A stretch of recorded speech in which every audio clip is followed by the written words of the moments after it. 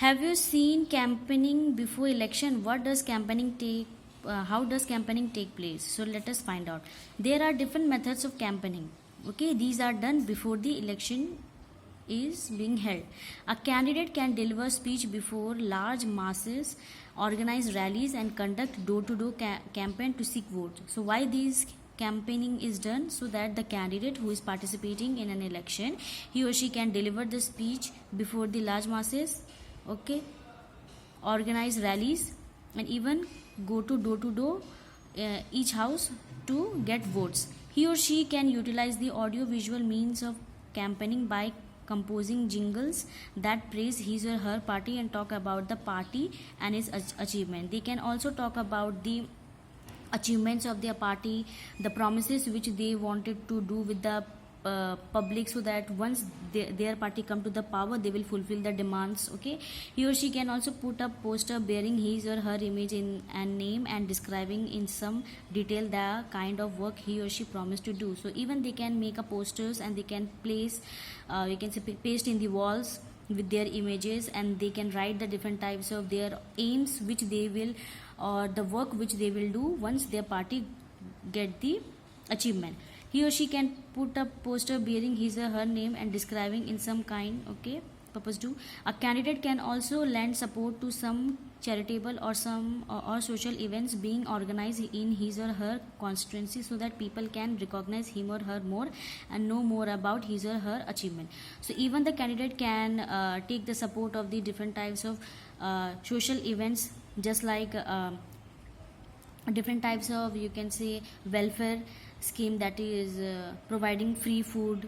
Okay, in there they can connect with those people and why they want their support, so that they can tell about the people about their achievements, their promises. Okay, and they can grabs the vote.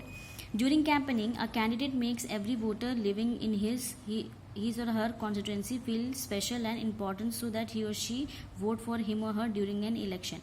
So during an election, the candidate tries to make the people who are living in his or her constituency, they may make them feel special and give importance, so that they can give vote to their party.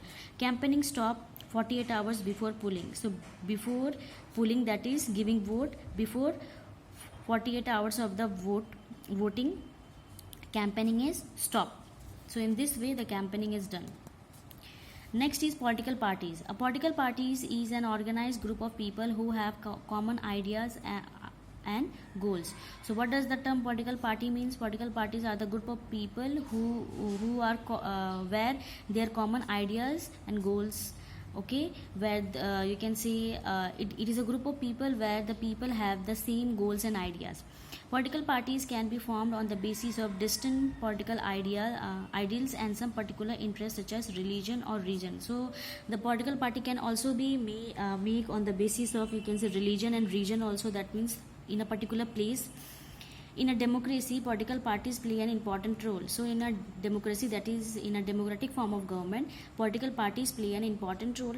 They create awareness among the people regarding various issues and problems the country is facing, and helps in generating public opinion. So what does the political party do?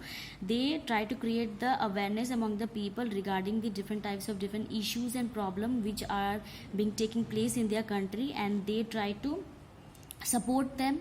Okay, they take part in the election process through their candidates from various constituencies. So even they try to participate in an election from the various constituency, that is the area.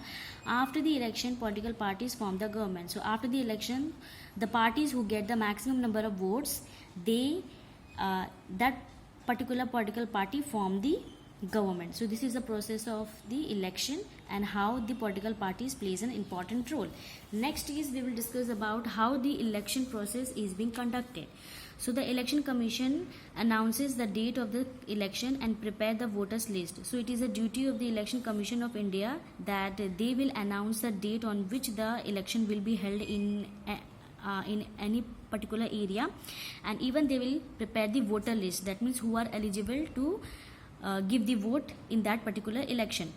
and adult citizen of the country who are eligible to vote have their names entered in the voter list. So who all are there in the voter list? All the adult citizen of a country who are eligible, who can give vote, their names are entered in the voter list, and it is prepared by whom? Election Commission.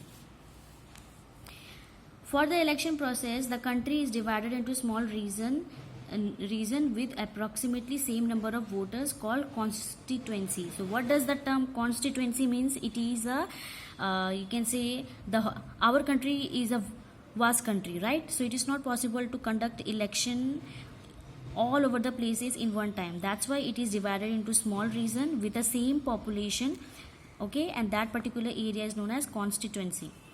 From each constituency, one representative to the parliament is elected. So from each constituency, one representative is elected in the election.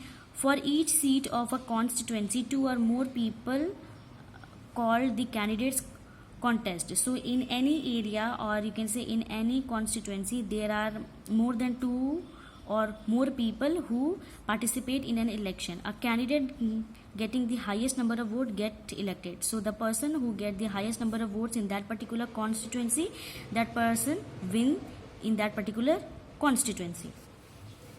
After the commission approve the nomination paper, a candidate start the process of winning over the support of all the voters living in his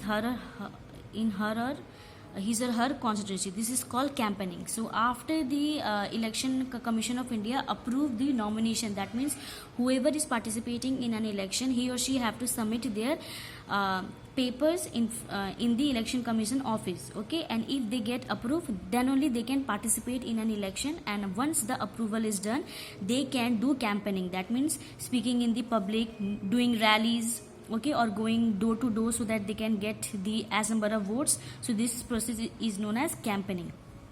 Next, each person in the voter list has a photo identity card which he or she carries to the polling booth to cast his or her vote. So on the very same day where the election is where the election or you can say where the vote can be given, each person whose name is there in the voter list, they will carry a photo identity card which is known as voter ID, in which all the details of that particular candidates is or that particular person is given with their photo, and they carry this to the polling booth so that they can give his or her vote. A candidate may belong to a political party or independent candidates who do not belong to any political party. So the candidates who are participating in an election, okay, they can be belong to any political party, or they can make a new or you can say independent candidate who does not belong to any political party. Any candidate wanting to contest election has to file his or her nomination papers declaring his or her wealth and assets. So any person who is participating in an election, they have to file the nomination papers, and they have to submit this nomination paper where? To the Election Commission of India. And in that particular paper, what is all written? It is written how much wealth, that means how much money he or she have, how much property he or she have, okay, what are the different types of buildings, gold, car, everything is there. So he or she have to submit this in the nomination paper to the Election Commission of India. The nomination paper are thoroughly checked by the returning officer who is appointed by the Election Commission to ensure that the election take place in a smooth manner. So once they submit the nomination paper, this nomination paper is checked by whom? The returning officer, that is the IPS officers, and these IPS officers are appointed by whom? The Election Commission, so that they wanted to check whether the candidate who is participating in an election, it is the fair person, okay, and so that they can contest the election in a smooth manner. Each candidate contesting election get a symbol against his or her name which is given by the Election Commission. So every participant or every candidate who is contesting an election, they get a symbol along against their name, and it is given by whom? The Election Commission of India. Independent candidate also get election symbol. People can identify a candidate and his or her political party through the election symbol. So how the people who are going to give the vote, they can participate, they can identify the party or the person, it is by the election symbol which is given by the Election Commission of India.